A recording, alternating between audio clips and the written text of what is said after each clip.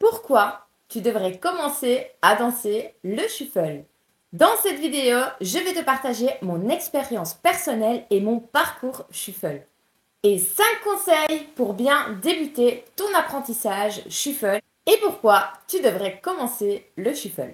Si tu regardes cette vidéo, ça veut dire que toi aussi, tu voudrais apprendre le shuffle, mais tu ne sais pas par où commencer. Alors, je te rassure, je suis passée par là et je n'avais aucune idée de ce que je faisais. J'ai mis en place des choses qui m'ont permis de pouvoir apprendre le shuffle correctement et que toi aussi, tu pourras pratiquer à ton tour. Alors, avant d'aller plus loin, j'aimerais te poser une question. Pourquoi souhaites-tu apprendre le shuffle et comment tu as découvert le shuffle? Allez, c'est parti! Double aim, my eyes see your face, searching for a straight through. So double aim, my eyes see your face, searching for a straight through.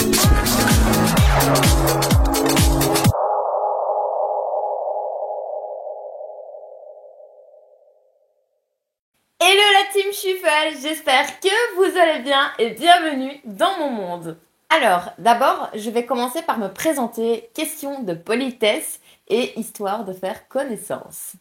Je m'appelle Kelly, j'ai 30 ans et je suis connue sous le nom de Pinky Blonde sur les réseaux sociaux. Je suis maman de 2 enfants et ça fait maintenant 3 ans que je danse le shuffle. Et sur cette chaîne, j'aide des gens à danser le shuffle. Alors, dans cette vidéo, je vais t'expliquer un petit peu mon parcours et surtout, qu'est-ce que ça m'a apporté. Et ensuite, je vais te partager 5 conseils pour bien apprendre le shuffle. Comment j'ai découvert le shuffle? Alors, un jour, j'ai découvert l'application TikTok. Je pense que tout le monde connaît TikTok, hein. Et j'ai commencé à regarder quelques vidéos sur TikTok. Et je suis tombée sur des vidéos de danse. Alors, il faut savoir que je suis une passionnée de danse depuis mes premiers pas. Malheureusement, je suis une danseuse autodidacte car je n'ai jamais pu aller à des cours de danse.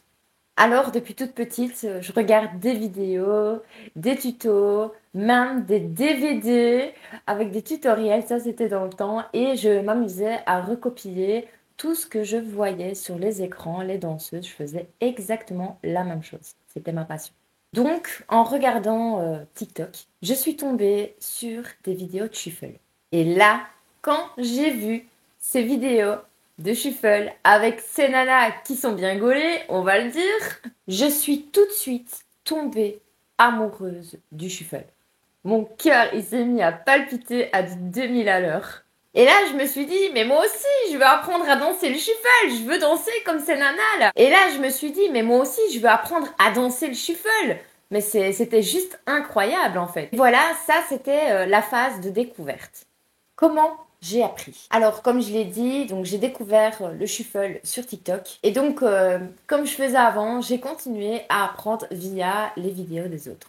Et là, je peux vous dire que je suis tombée sur tout et n'importe quoi, mais vraiment.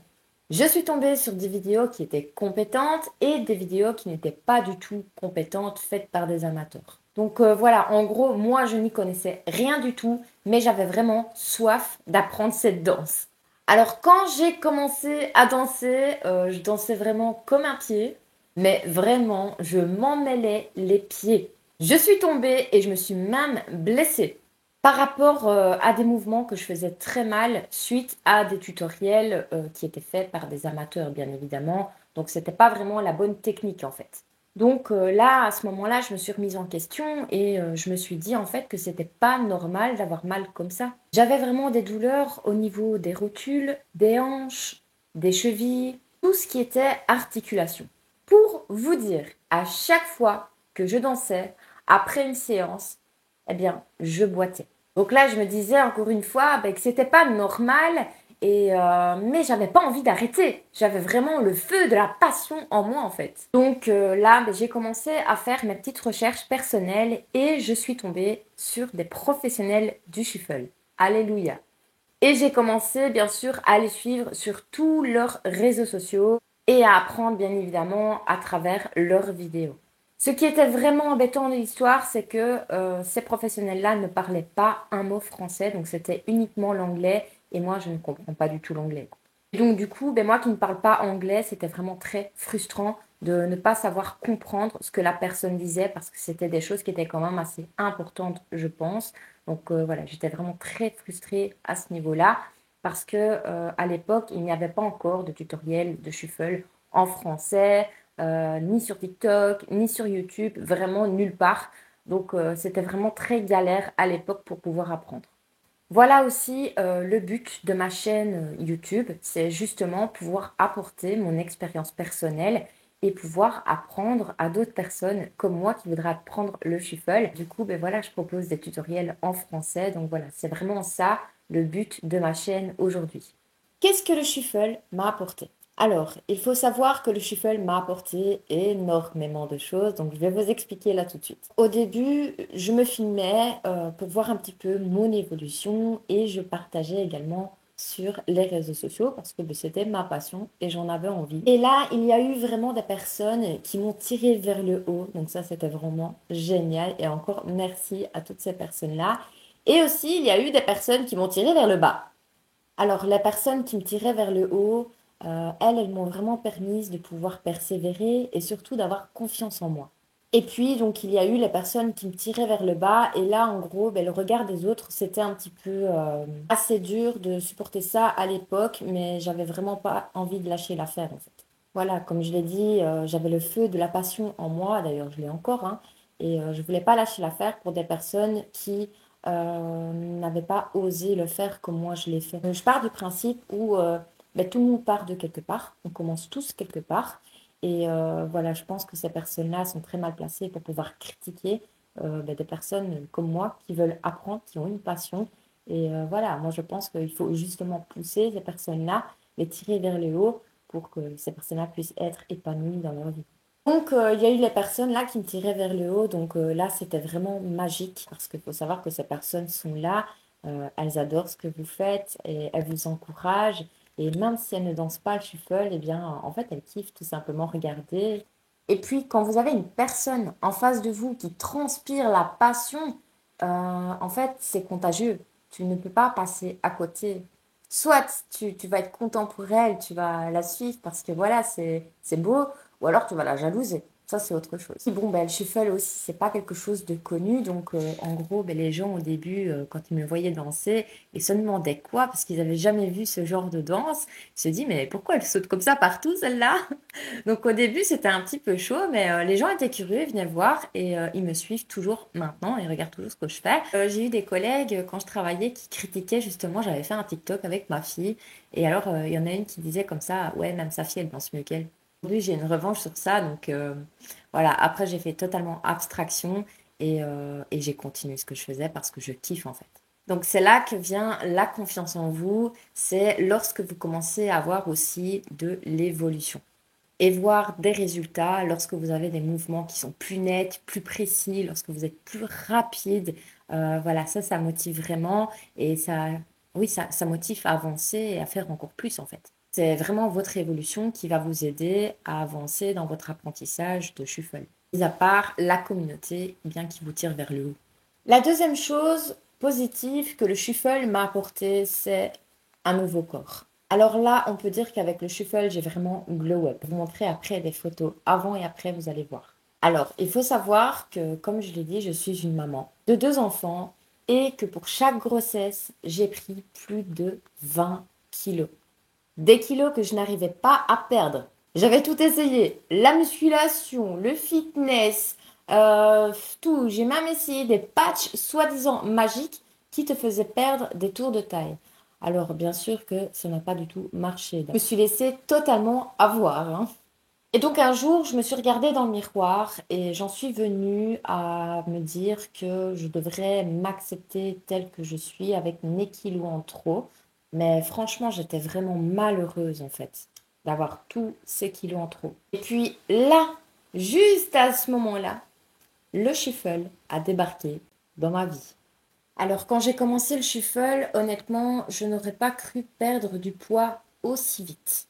Je me suis rendu compte que je perdais du poids en regardant mes vidéos parce que j'aimais bien regarder de temps en temps mes vidéos pour voir mon évolution. Et au bout de 2 mois, je me suis rendu compte que j'avais perdu 10 kilos en 2 mois. C'était énorme.